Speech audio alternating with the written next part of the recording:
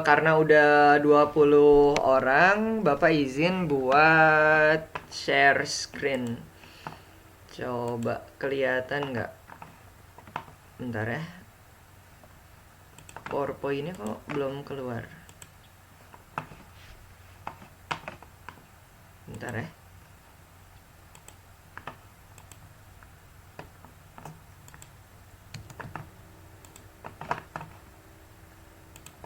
Tunggu sebentar.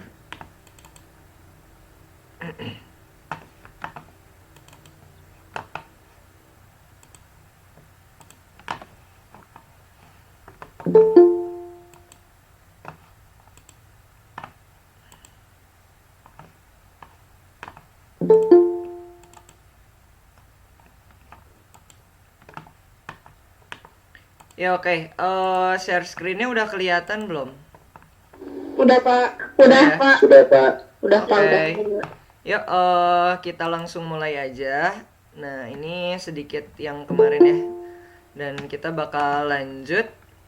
Kalau kalian masih ingat, materi kita itu kan tentang kolonialisme dan imperialisme ya, alias penjajahan judul besarnya. Dan kalau boleh sedikit dirangkum bahwa waktu itu kita udah bahas penjelajahan yang dilakukan oleh Portugis dan juga Spanyol ya. Jadi ada perjanjian Tordesillas kalau kalian masih ingat.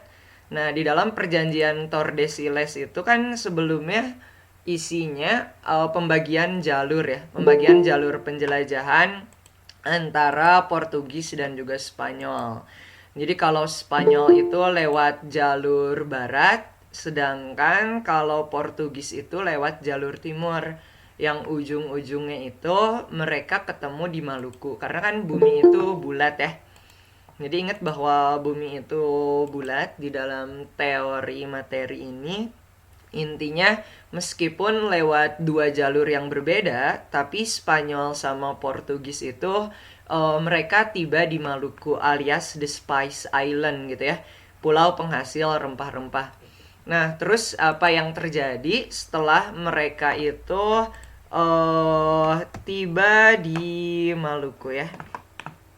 Sebentar, ininya kok. Nah, apa yang terjadi setelah mereka tiba di Maluku gitu? Maluku itu kan pulau penghasil rempah-rempah ya. Nah, jadi ternyata setelah Portugis dan juga Spanyol tiba di Maluku, mereka itu malah jadi perang gitu. Malah jadi berantem. Padahal awalnya Portugis sama Spanyol itu diperintah oleh Paus Alexander VI gitu. Jadi Paus Alexander VI itu kan yang apa namanya memerintahkan gitu ya. eh jadi Paus itu Alexander, dia itu adalah pemimpin umat Katolik ya yang ada di Vatikan gitu. Dan itu memerintahkan Spanyol dan juga Portugis gitu untuk melakukan penjelajahan. Nah, terus nggak taunya setibanya mereka di Maluku itu mereka malah berantem gitu. Jadi kan gini, Paus Alexander mereka itu memerintahkan Portugis gitu ya dan juga Spanyol. Nah, untuk melakukan penjelajahan yang mana akhirnya mereka tiba di Maluku, di pulau penghasil rempah-rempah. Nah, meskipun mereka sama-sama diperintah oleh Paus Alexander VI, tapi setibanya di Maluku mereka berantem. Dan di Maluku itu ada kerajaan Islam ya. Kerajaan Islam, jadi kerajaan Islam yang besarnya itu yang pertama ada kerajaan Ternate, Ternate dan juga kerajaan Tidore ya. Nah, jadi intinya gini, ada dua kerajaan besar di Maluku itu yaitu Ternate dan juga Tidore. Nah, setibanya di Maluku, si Portugis ini kerjasama gitu ya dengan Ternate. Jadi melakukan semacam aliansi gitu ya, aliansi atau persekutuan gitu, kerjasama. Nah, Jadi ada aliansi atau kerjasama antara Portugis dengan Ternate, sedangkan Spanyol itu kerjasamanya dengan kerajaan Tidore. Jadi ibaratnya ini dua kubu yang berantem gitu ya. Dua kubu yang berantem. Portugis sama Ternate, Spanyol sama Tidore diadu domba gitu. Jadi akhirnya Ternate sama Tidore-nya pun musuhan. Nah, dikarenakan mereka ini musuhan gitu ya, akhirnya oleh Paus Alexander ini didamaikan dengan sebuah perjanjian yang namanya itu adalah Perjanjian Saragossa gitu. Jadi perjanjian Saragossa ini isinya adalah ini isinya ya. Isi dari perjanjian Saragossa adalah membagi tanah jajahan gitu. Jadi jangan ketukar sama perjanjian Saragossa ya. Kalau perjanjian Saragossa itu kan membagi jalur penjelajahan. Kalau perjanjian Saragossa ini membagi tanah jajahan gitu. Nah, yang mana tanah jajahannya itu nanti kayak gini. Membagi tanah jajahan antara Portugis dan juga Spanyol. Sebentar. Oke, kita lanjut lagi. Nah, membagi tanah jajahan antara Spanyol dan juga Portugis. Jadi gini, si Spanyol gitu ya. Spanyol ini nanti dipindahin ke Filipina gitu ya. Nah, sementara si Portugis itu dia tetap di Maluku gitu. Nah, jadi biar damai antara Portugis sama Spanyol, kata Paus Alexander katanya Spanyol harus pindah ke Filipina gitu. Filipina itu kan dekat ya, ada di sebelah utaranya Maluku atau di sebelah utaranya Sulawesi gitu.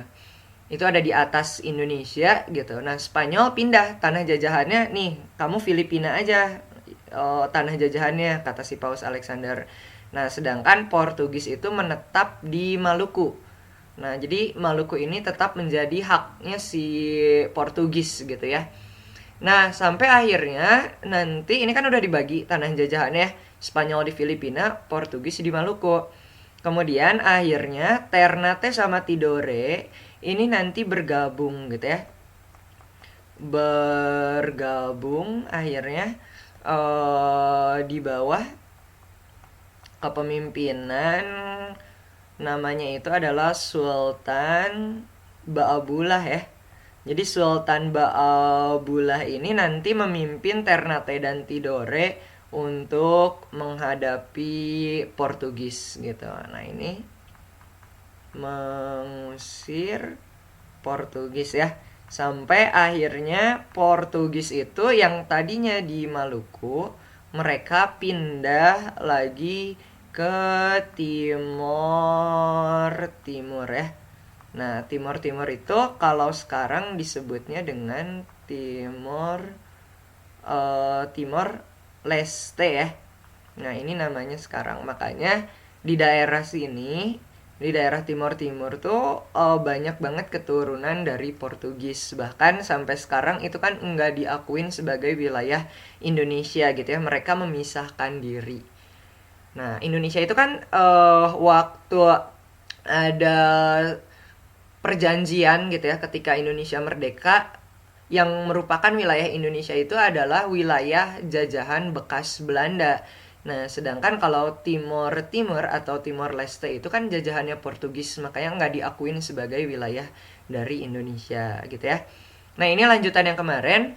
Jadi intinya perjanjian Saragossa itu untuk mendamaikan Spanyol dan Portugis yang tadinya berantem ketika mereka tiba di Maluku gitu ya. Mengadu domba Ternate dan juga Tidore. Spanyol akhirnya ke Filipina, Portugis akhirnya ke Maluku gitu. Dan akhirnya Ternate dan Tidore bergabung di bawah kepemimpinan Sultan Baabullah, berhasil mengusir Portugis. Akhirnya Portugis pindah ke Timor Leste gitu ya. Terus apakah kerajaan Ternate dan Tidore-nya tetap bertahan, Pak? Nah, itu enggak, nanti dihancurin oleh VOC Belanda ya.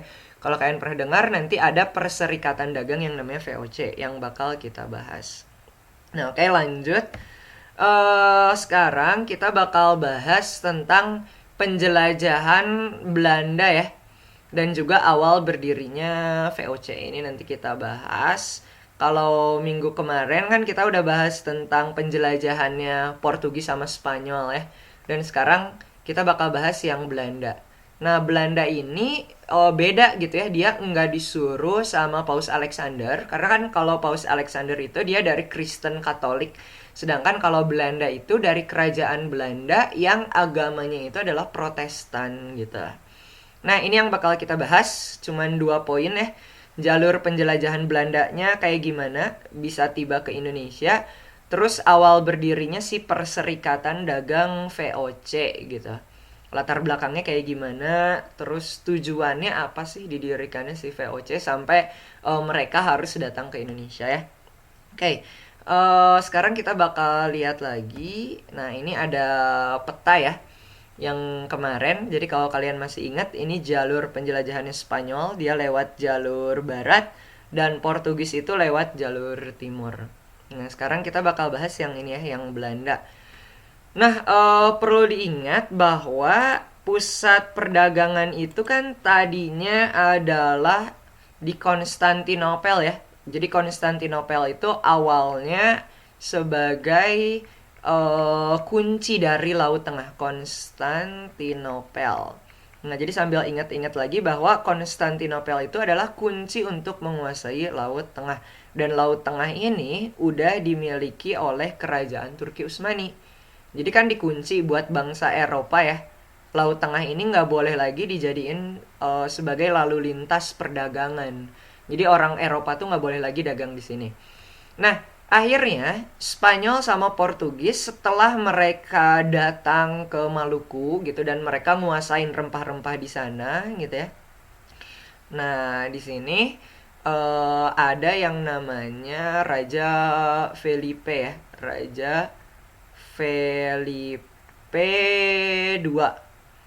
Nah, jadi Raja Felipe II ini, nah, dia menggabungkan antara Spanyol dan Portugis ya. Jadi digabungin dua kerajaan ini dan kemudian menjadikan si Raja Felipe ini menjadikan Lisbon ya. Jadi kalau kalian pernah dengar Lisbon itu ada di Portugis sebagai pusat perdagangan baru. Nah, pusat perdagangan baru ya. Jadi menggantikan peran dari Konstantinopel si Lisbon ini yang ada di Portugis. Jadi pusat perdagangannya di sini. Nah, terus apa yang terjadi? Yang terjadi itu adalah adanya monopoli rempah-rempah. Nah, jadi si Raja Felipe ini setelah dia ngegabungin Spanyol sama Portugis, nah dia ngejadiin si kota Lisbon itu sebagai pusat rempah-rempah yang baru. Dan di sana dia melakukan semacam monopoli gitu ya. Nah, dia melakukan semacam monopoli. Akhirnya apakah itu orang Belanda gitu ya, orang Inggris itu harus beli rempah-rempahnya itu ke Lisbon dengan harga yang mahal gitu. Jadi yang bisa dapetin rempah-rempah murah kan Spanyol sama Portugis karena mereka udah nemu si pulau penghasil rempah-rempahnya gitu. Mereka dapatnya langsung dari Maluku gitu. Tapi orang Eropa yang lain, apakah itu Belanda, Portugis gitu ya, mereka harus beli ke Lisbon gitu. Dan ternyata itu mahal. Nah, sekarang kan kita bakal bahas yang Belanda gitu ya. Nah, inilah alasan kenapa si Belanda akhirnya dia pengen nyari juga Indonesia gitu, nyari pulau penghasil rempah-rempah. Karena si Belanda ini katanya kalau beli rempah-rempah di Lisbon tuh mahal gitu, jadi sama aja bohong. Nah, akhirnya si Belanda ini mereka melakukan penjelajahan ya. Jadi di sini ada penjelajah dari Belanda ya. Nah, ada penjelajah dari Belanda. Yang pertama itu namanya si Willem Barents ya, namanya Barents. Nah, Willem Barents. Jadi si Willem Barents ini nanti dia lewat utara ya.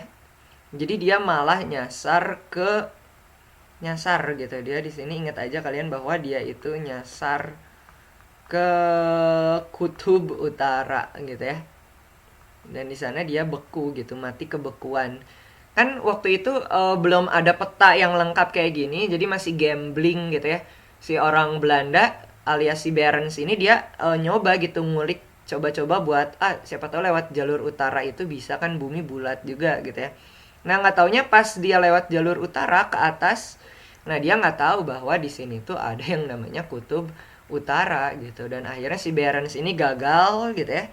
Dia gagal dan dia mati beku gitu di sana. Kemudian penjelajah yang kedua ini nanti ada yang namanya Cornelis de Houtman ya. Nah, Cornelis de Houtman ini nanti dia yang berhasil tiba di Banten. Nah, cuman sesampainya dia di Banten, dia itu nanti diusir karena dia bersikap kasar. Terus nanti dia dilanjutin lagi oleh temennya yang namanya Jacob van Eyck ya. Nah, jalur Belanda ini juga dia sama ya, si Jacob van Eyck dia juga tiba nanti di Banten ngegantiin Cornelis de Houtman. Cuman kalau si Jacob van Eyck ini dia lebih halus gitu dalam menghadapi orang-orang yang ada di Banten sini gitu. Nah, terus kita bakal lihat jalur yang digunakan oleh Belanda itu dia awalnya mendarat dulu gitu ya, singgah dulu di sini sama dia ngikutin Portugis. Jadi Belanda tuh dia lewat Tanjung Harapan, terus dia lewat ke India gitu. Nah, dari India langsung ke sorry dia nggak ke India gitu ya, tapi dia langsung ke sini nih. Sorry, dari Tanjung Harapan dia langsung ke Banten. Nah, lewat Selat Sunda ya. Jadi beres dari Tanjung Harapan, lewat Selat Sunda, langsung tiba di Banten. Nah, itu jalur yang dilakukan oleh Belanda. Berapa lama Pak untuk sampai ke Banten? Sampai ke Banten itu lamanya adalah 1 tahun ya. Nah, lewat jalur yang kesini. Gitu. Nah, kalau ini apa Pak yang ada titik-titik? Nah, ini yang bakal kita bahas ya. Jadi awalnya Belanda untuk tiba ke Banten itu 1 tahun. Nah, tapi akhirnya ada tokoh yang namanya Hendrik Brouwer gitu ya. Dia juga seorang kartografer gitu ya. Seorang pembuat peta. Nah, jadi dia itu memanfaatkan si Hendrik Brouwer ini, dia memanfaatkan garis lintang 40 derajat ya. Nah, garis lintang 40 derajat tuh kayak gimana maksudnya? Jadi kayak gini. Nah, awalnya kan tadi kesini ya. Dia lewat sini, terus tiba di Banten. Nah, si Hendrik Brouwer ini dia nyoba buat memanfaatkan garis lintang 40 derajat tuh lewat sini. Nah, kalau sekilas ini kan kelihatan kayak lebih sulit gitu ya, karena ini lautannya lebih lepas gitu. Lewat Samudra Hindia gitu, lautan lepas yang nggak ada transit. Tapi ternyata di sini tuh anginnya kenceng gitu ya. Nah, di sini tuh anginnya kencang gitu. Angin kencang yang membawa perjalanan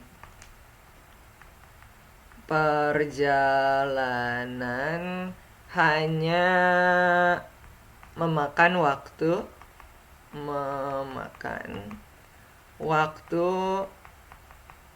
bulan ya. Jadi yang tadinya 1 tahun tapi sekarang berubah jadi 6 bulan gitu.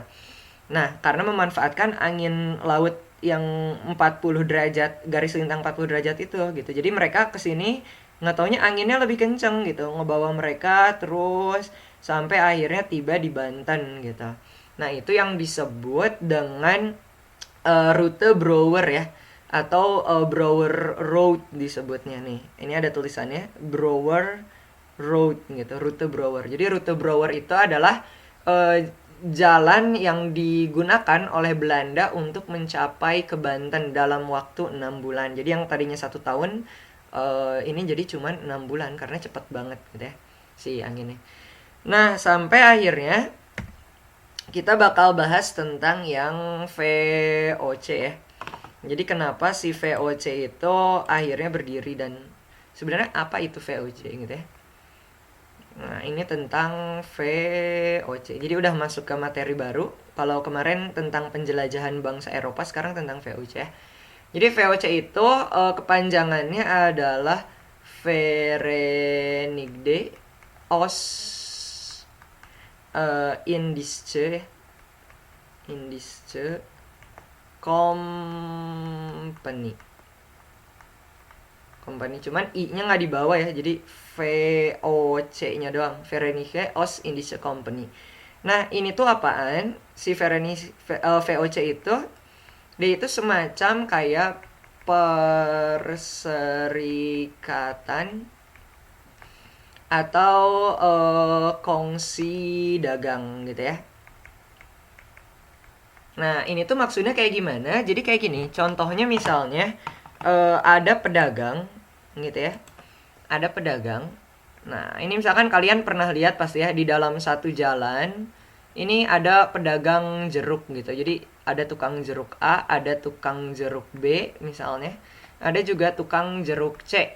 Nah, di satu jalan yang sama mereka dagang satu barang yang sama gitu ya. Katakanlah jeruk gitu. Cuman kan kalau nanti si VOC itu rempah-rempah. Nah, di dalam satu jalan ini kan pasti bersaing gitu ya. Mereka jualan barang yang sama, jeruk gitu. Ini juga jeruk, ini juga jeruk gitu. Nah, akhirnya biar mereka ini nggak berantem, si pedagang A, pedagang B, pedagang C ini digabungin gitu. Nah, mereka digabungin ke dalam satu perusahaan atau satu perserikatan dagang. Jadi mereka join, bergabung gitu ya. Meskipun orangnya beda-beda, tapi mereka itu digabungin gitu. Nah, mereka bergabung dan dengan nanti menggunakan yang namanya sistem bagi hasil gitu ya. Nah, ada juga di sini disimpan yang namanya sistem saham gitu. Jadi mereka juga bisa menyimpan saham di dalam perserikatan dagang ini gitu. Nah, jadi kalau si VOC itu sebetulnya awalnya ada 6 perusahaan dagang gitu ya di Belanda dan mereka bersaing sama-sama orang Belanda. Tapi oleh pemerintahan Belanda itu akhirnya ya udah digabungin aja gitu. Kalian gabung meskipun kalian dagang barang yang sama, orangnya beda-beda, tapi nanti kalian bagi hasil gitu ya. Dan di sini juga bisa untuk menyimpan saham. Nah, oke, sekarang kita bakal bahas latar belakangnya kenapa si VOC itu didirikan. Nah, yang pertama adalah berita tentang pulau penghasil rempah-rempah, pulau penghasil rempah-rempah menyebar ya.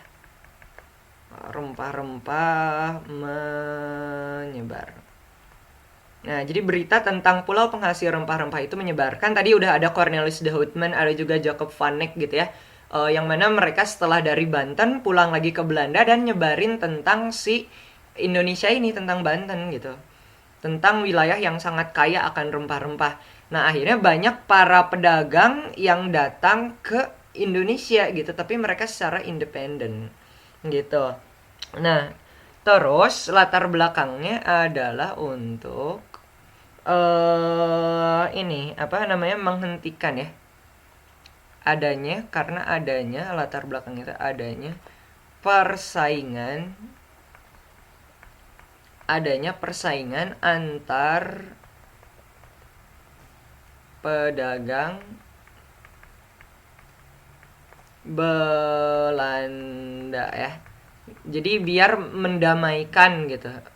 Nah, kan ada persaingan ya antar pedagang Belanda. Jadi setelah si para pedagangnya itu tahu, oh di Indonesia ada ini rempah-rempah katanya. Nah, akhirnya si pedagang itu mereka bawa kapalnya masing-masing datang ke Indonesia secara perorangan gitu, secara individual gitu ibaratnya. Dan akhirnya itu jadi ada persaingan antar sesama pedagang Belanda, ya udah nanti digabungin aja gitu. kata si pemerintah Belanda. Terus yang ketiga, ini karena adanya latar belakang didirikannya VOC itu adanya monopoli rempah-rempah ya. Ada yang monopoli rempah-rempah tadi di Lisbon oleh siapa? Oleh Raja Felipe ya. Nah, Felipe II gitu. Raja Felipe II. Nah, karena ada monopoli rempah-rempah di Lisbon oleh Raja Felipe gitu. Nah, akhirnya si Belanda bikin VOC untuk datang langsung ke Indonesia. Nah, ini latar belakangnya. Sorry tulisannya jelek ya. Kalian yang rapi aja di buku catatan kalian. Terus tujuan dari si VOC ini jelas satu adalah untuk menghindari persaingan, untuk menghindari persaingan antar sesama pedagang. Nah, artinya kalau si persaingannya udah dihentikan gitu, nah mereka bisa memperkuat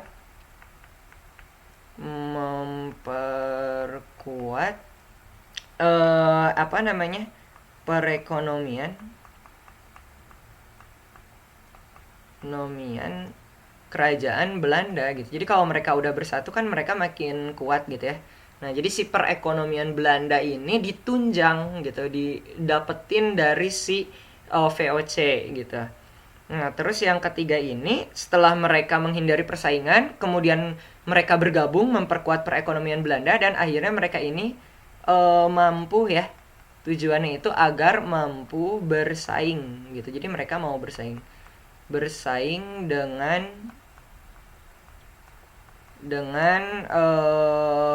pedagang Eropa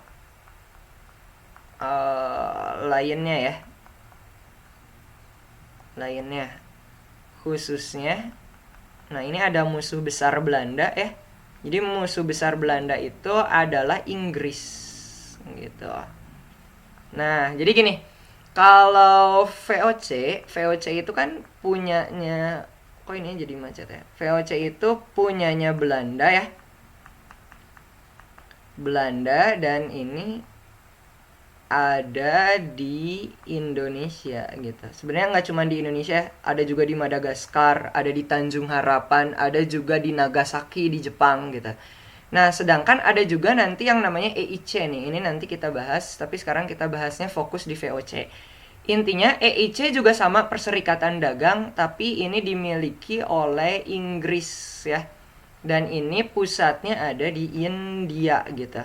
Jadi kalau Inggris punya perserikatan dagang yang pusatnya di India, nah kalau VOC ini miliknya Belanda yang pusatnya ada di Indonesia. Nah, ini kan sama-sama di Asia gitu ya.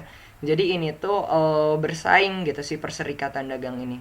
Nah, itulah tujuan didirikannya VOC. Jadi setelah mereka yang asalnya bersaing, kemudian mereka bergabung di dalam satu perserikatan dagang yang sama, dan mereka siap untuk bersaing dengan si perserikatan dagang yang lain, yaitu adalah EIC gitu ya. EIC itu kepanjangannya East India Company gitu. East India Company, karena dia pusatnya ada di India gitu ya. Nah, ini latar belakang dan juga tujuan didirikannya si VOC. Oke, kita lanjut ya. Nah, di sini ada juga pendiri dan pemimpin VOC gitu. Jadi ada perbedaan ya antara pendiri dan juga pemimpin. Yang pertama kita bahas dulu dari si pendirinya. Nah, VOC itu didirikan tahun 1602 ya oleh yang namanya itu Staten General gitu. Jadi Staten General itu kayak semacam dewan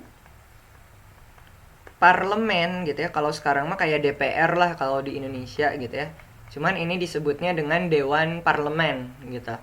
Atau Staten General yang ada di Belanda. Nah, jadi si DPR atau Staten General Belanda ini yang ngusulin untuk didirikannya si perserikatan dagang VOC. Nah, ini tahun 1602, tanggalnya itu adalah 20 Maret ya. Nah, ini kemudian didirikan. Terus, kalau dari si pemimpinnya, ini sorry ya, kesini seret. Nah, pemimpinnya sendiri ini dipimpin oleh yang disebutnya itu adalah De Heren. Jadi De Heren ini bukan nama orang ya. De Heren 17. Nah, De Heren 17, De Heren 17 atau disebutnya dengan Dewan 17 gitu bahasa Indonesianya. Nah, ini pusatnya ada di Amsterdam gitu ya. Amsterdam. Nah, jadi nanti mereka bikin pos-pos VOC ya di Indonesia, di Madagaskar gitu, di Tanjung Harapan, di Nagasaki, tapi si pusat kantornya itu ada di Amsterdam dan ini dipimpin oleh para dewan yang jumlahnya itu 17 orang gitu. Jadi dari Staten General ini ada dewan-dewan yang diutus berjumlah 17 orang buat memimpin VOC gitu ya, pendiri dan pemimpin VOC gitu. Pusatnya ada di Amsterdam. Jadi kalian inget ini tuh nanti mereka LDR-an gitu ya. Nah, terus VOC itu sendiri tuh kayak gimana sih Pak gitu ya kalau kalian bertanya. Dia perserikatan dagang yang kayak gimana? Nah, dia itu adalah perserikatan dagang yang punya namanya hak oktroy. Jadi hak oktroy itu adalah hak istimewa ya. Jadi hak istimewa ini yang menjadikan VOC. Nah, VOC bagai negara dalam negara gitu ya.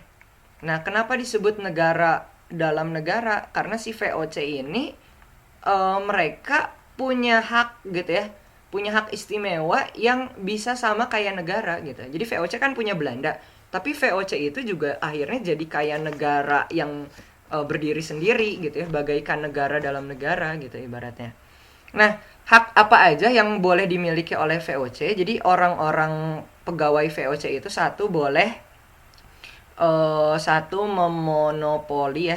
Mereka diperbolehkan untuk memonopoli rempah-rempah di mana aja. Satu, mereka boleh memonopoli di Tanjung Harapan. Kemudian di Madagaskar gitu ya. Nanti ada juga di Batavia. Terus Ambon juga ya, dari Batavia sampai Ambon. Dan juga di Nagasaki. Ini di Jepang ya, kalau kalian pernah dengar ada bom Hiroshima dan Nagasaki gitu. Ini di Jepang. Nah, ini mereka boleh memonopoli rempah-rempah. Terus hak istimewa VOC apalagi? Mereka boleh mencetak mata uang sendiri gitu. Mata uang sendiri. Jadi mereka diperbolehkan buat bikin mata uang sendiri gitu. Kemudian juga diperbolehkan untuk memiliki militer atau angkatan perang gitu sendiri. Nah, Pak, bukannya VOC itu tukang dagang, para pedagang, tapi kenapa mereka punya angkatan perang? Nah, berarti di sini udah kelihatan bahwa motif mereka itu mau menjajah secara paksa gitu ya. Yang namanya menjajah pasti secara paksa gitu. Nah, makanya mereka itu nanti punya yang namanya angkatan perang sendiri. Nah, terus mereka itu juga diperbolehkan untuk membuat perjanjian ya. Mereka diperbolehkan untuk membuat perjanjian dengan raja setempat. Ini dikit lagi. Setempat. Gitu. Jadi mereka boleh bikin perjanjian sama raja-raja yang ada di Indonesia gitu ya. Bahkan mereka nanti mendikte gitu orang-orang di sana. Terus mereka juga diperbolehkan satu lagi untuk memerintah di tanah jajahan. Jadi mereka punya hak istimewa yang isinya ini 1, 2, 3, 4, 5 ya. Nah oke, udah selesai itu aja materi kita sekarang. Jadi kita udah bahas tentang awal mula penjelajahan orang Belanda dan juga latar belakang dan tujuan didirikannya VOC ya, Perserikatan Dagang yang dimiliki oleh Belanda. Oke, udah gitu aja. Boleh kalian screenshot dulu silakan. Udah dicatat atau di screenshot belum? Yuk, mikrofonnya boleh dinyalain buat memastikan. Belum semua, Pak. Mau di screenshot, Pak. Mau di screenshot, Pak. Ya, oke. Boleh di screenshot. Ini yang ke satu, udah belum? Udah. Udah. Oke, ini yang kedua. Udah. Ini yang ketiga. Udah. Udah. Ini yang keempat. Bentar, Pak. Bentar, Pak. Yang ini udah belum? Udah, Pak. Udah. Udah ya. Ini Belum. udah. Nah, udah. Ini Udah, Bapak. ini udah juga. Udah, Pak. Udah. Ini. Udah, Pak. Bentar, Pak. Oke, ini terakhir ya. Udah, Pak. Yuk, oke. Sip. Jadi gitu aja ya. Pertemuan kita hari ini. Mudah-mudahan kalian paham. Kalau misalkan ada yang belum ngerti, kalian nanti boleh tanya-tanya ke Bapak gitu ya. Yuk, sekian dari Bapak. Wabillahi taufik wal hidayah. Wassalamualaikum warahmatullahi wabarakatuh ya. Oke, sampai jumpa lagi minggu depan. Yo. Waalaikumsalam. Oke. Halo. Bapak izin live ya.